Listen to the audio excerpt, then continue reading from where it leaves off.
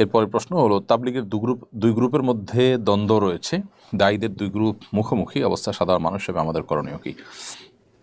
এটি আমাদের জন্য দুর্ভাগ্যের বিষয় যে দাওয়াত ও তবলিগের মধ্যে আমরা তবলিগ জামাতের মধ্যে দুইটা গ্রুপ দেখতে পাচ্ছি এবং দুইটা গ্রুপই স্ব অবস্থানে বেশ অনড়। এর মধ্যে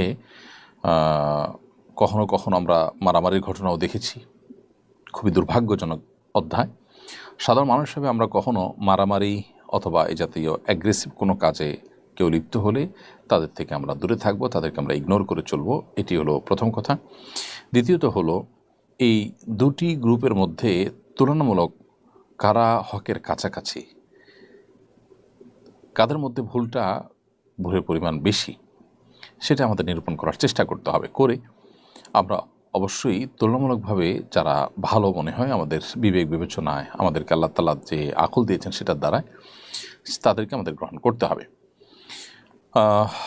এর পাশাপাশি আমাদের লক্ষ্য রাখতে হবে যে দুইটা গ্রুপ, বিবাদমান দুইটা গ্রুপকে এক করার কোনো সুযোগ, কোনো উপায় যদি থাকে তাহলে সেই পথটা আমাদের অবলম্বন করতে হবে। কোন অবস্থাতেই মুসলমানদের মধ্যে বিবাদমান দুটি গ্রুপের মধ্যে আগুন জ্বালানো, তাদের মধ্যে বিবাদকে আরও বাড়িয়ে দেওয়া বা তাদের মধ্যে ঝামেলা বৃদ্ধিতে কোনোভাবে ভূমিকা পালন করা, এগুলো উচিত নয় একজন মুসলমানের জন্য।